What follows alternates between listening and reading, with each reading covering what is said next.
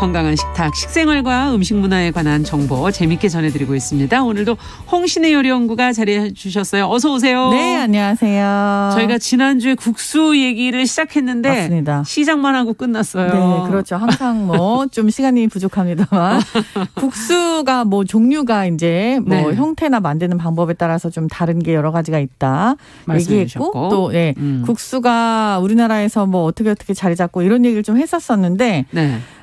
얘기를 하다 보니까 우리나라에도 국수가 지역별로 굉장히 다양한 게 많잖아요. 그걸 좀 알고 싶어요. 그렇죠. 예. 어떤 형태의 국수를 그때 좋아하신다고 하셨죠? 잔치국수, 멸치국수 좋아한다 네, 그러셨죠. 맞아요. 네, 서울분. 아, 그러면 서울입니까? 이게 약간 네. 국수가 그러니까 이런 게 있어요. 뭐 제가 지난번에도 산업화를 말씀드렸는데 대량 생산을 할 수 있는 그런 굉장히 좋은 입지에 있는 제품군이잖아요. 그렇죠. 밀가루 수입이 대량이 되고 나서는 굉장히 편하게 먹을 수 있는 음식이기 때문에 우리가 아마 마무리 때 이 얘기 했을 거예요. 간단하게 국수나 한 그릇. 근데 이 얘기가 거기서 나온 거예요. 근데 이북이랑 이남이 나뉘어요. 그러니까 이런 현상이 있고 나서도 그 남한은 이제 남한 우리가 살고 있는 이남은 네, 이남은 아무래도 멸치국수라든지 멸치 베이스. 우리가 잔치국수라고 얘기하는 게 이제 좋은 멸치국수. 날 먹는 국수인데 네. 거기에 뭐 국물이 있고 그리고 위에 뭐가 올라가잖아요. 고명 같은 게. 사실 어떻게 보면은 지역별로 잔치국수 다 달라요. 잔치날 먹는 국수가 종류가 다 여러 가지가 있는데 결혼식장에서 항상 똑같이 먹어가지고. 그렇죠.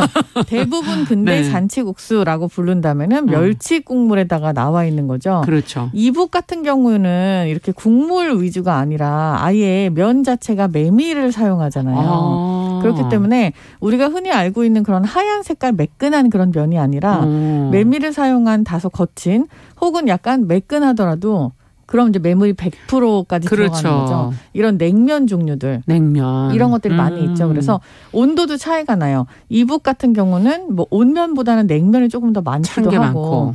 아래쪽 이남 같은 경우는 따뜻한 멸치국수 위주를 그렇죠. 국수라고 부른다. 그러면 이렇게 이북 이남 말고 상세하게 들어갔을 지역으로 때 들어가서 그쵸? 도별로. 제가 아까 말씀드렸잖아요. 서울 사람이신가 봐요. 잔치국수 좋아한다 그러니까. 잔치국수 좋아한다 하니까. 근데 이게 약간 이남의 특징이기도 하면서 경기도권 사람들이 대부분 국수 그러면 멸치 국물에다가 하얀 색깔 소면을 말아 먹는 걸 얘기를 하죠. 근데 이거 말고 하나가 또 있어요. 서울의 전통 국수가. 설렁탕 안에 항상 소면 들어가 있죠. 맞아요. 이거를 곰국시라고 하는데 곰국시. 이 곰탕국수도 서울 지방의 약간 특산품 같은 그런 국수예요. 그래서 이렇게 고기 국물을 우려가지고 하는 게 서울에도 있는데 이건 지금 소잖아요. 소죠. 네, 근데 제주도 같은 경우에는 돼지고기 국물을 우려서 하는 고기국수도 있죠. 그렇죠. 그 제주도. 네, 이게 이제 제주도가 있고 또 보면은 생선을 위주로 하는 그런 지역들이 되게 많이 있어요. 생선. 우리가 어탕국수라고 들어보셨죠? 네. 충청도에 가면은 뭐 옥천 지방 특히 그럼 이제 어탕국수라고 해서 잡어들을 많이 끓인 다음에 그것도 체에 내려서 거기다가 약간 굵은 칼국수 같은 거를 좀 넣어서 끓여 먹는 어탕국수도 있고. 이거는 안 먹어봤지만 이제 보통 그 생선탕에는 그 수제비를 넣어서 먹는 그거랑 네, 비슷하다고 좀 연상하면 되겠군요. 근데 이 생선탕에 수제비를 넣는 것도 포항에 모리국수라는 게 있어요. 이게 그 모리국수 어떻게 보면은 해물탕에다가 약간 굵은 칼국수를 넣어 먹는다고 보면 되는데 약간 그런 비슷한 느낌인 거죠. 네, 수제비도 사실 우리가 말한 그 손으로 사실 빚어서 이렇게 맞아요. 네, 남면 중에 하나니까.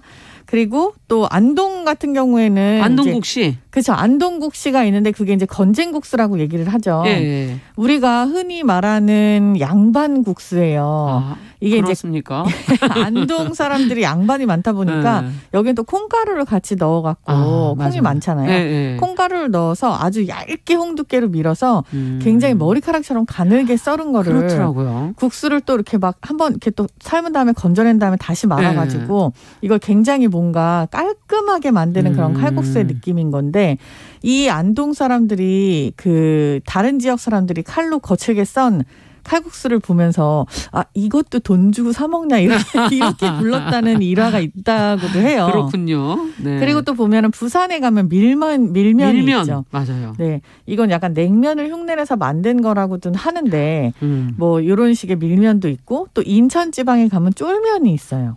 이게 인천이 원조입니까? 인천의 신포시장에서 나왔다는 소식이 가장 유력하고요. 지금은 뭐 쫄면은 여기저기서 많이 전국에 드시잖아요. 다 있죠. 네. 근데 쫄면도 사실 어떻게 보면 밀면의 일종인데 냉면을 따라서 만들다가 너무 쫄깃해져서 이름을 쫄면이라고 붙였다고 하고요.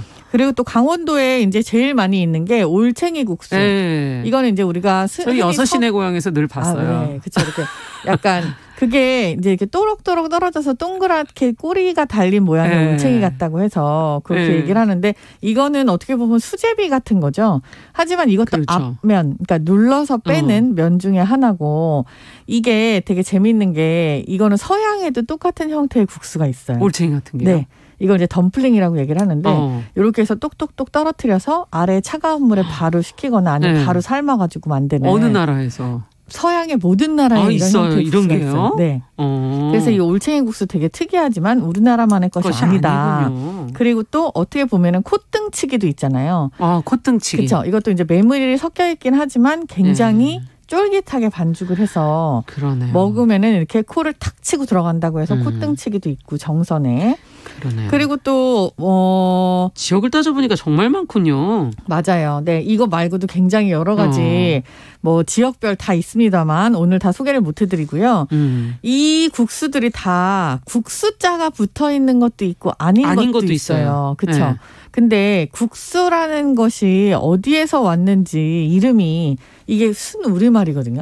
순우리말. 되게 특이하죠. 네. 근데 면이라고 얘기를 안 하고 국수라고 하는 게 조금 더 우리한테는 와닿고. 맞아요. 근데 이게 옛날 문헌에 보면은 고려시대 때 먹었던 국수를 메밀 반죽을 해서 먹었다는데 이름이 곡수였다고 해요. 여기에서 이게 변형이 되겠고 지금 현재 국수가 아닌가.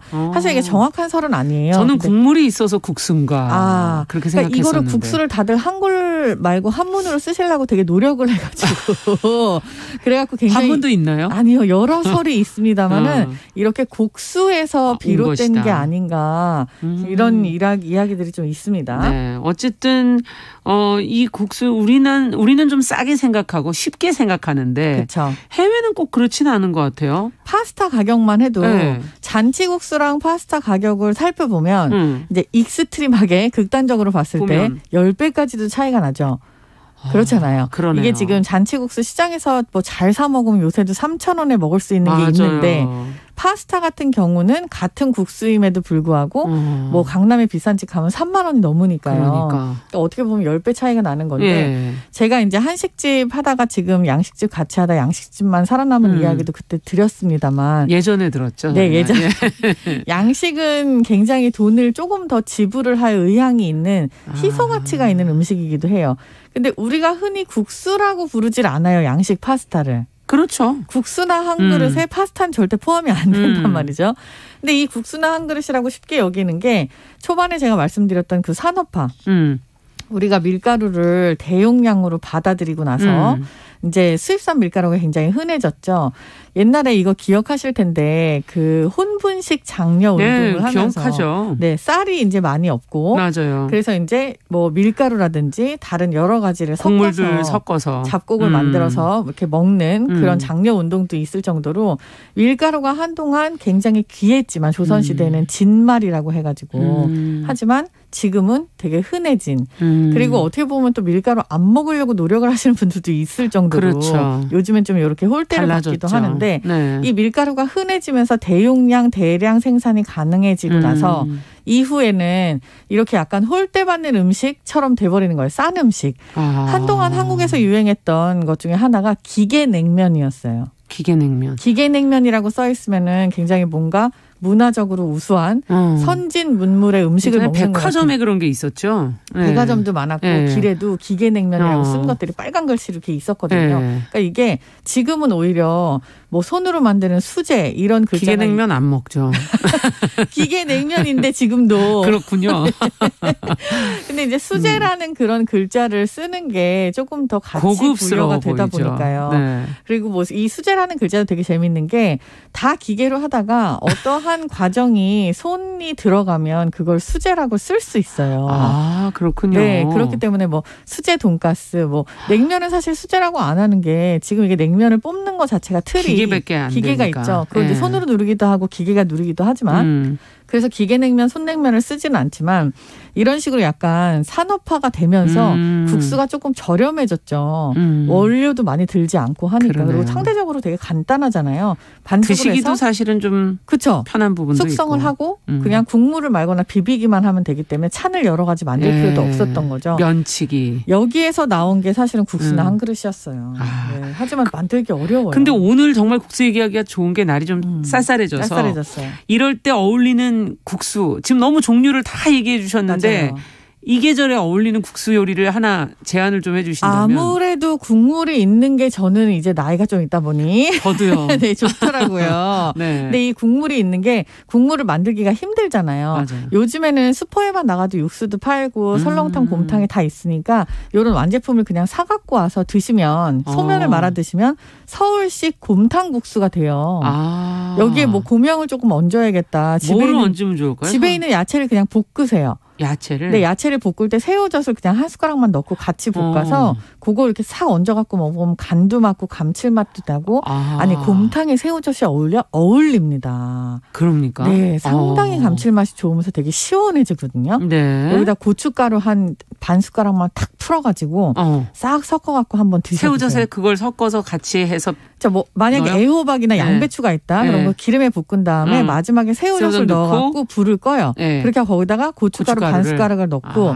그걸 국수의 고명으로 사용하는 거죠. 네, 그렇게 되면 너무 맛있죠. 김치 넣은 것처럼 곰탕에 시원해지죠. 칼칼하면서. 네. 네. 간을 새우젓이나 간장으로 한번 해보시는 거를 추천드릴게요. 네, 마무리해야 됩니다. 네. 10초 남았습니다. 맛있는 국수 오늘 점심 어떠십니까? 네.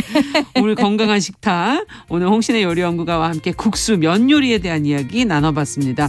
자, 오늘 말씀 잘 들었습니다. 감사합니다. 감사합니다. 자, 정용실의 뉴스 브런치 월요일 순서도 같이 인사드리겠습니다. 저는 내일 뵙겠습니다. 안녕히 계십시오.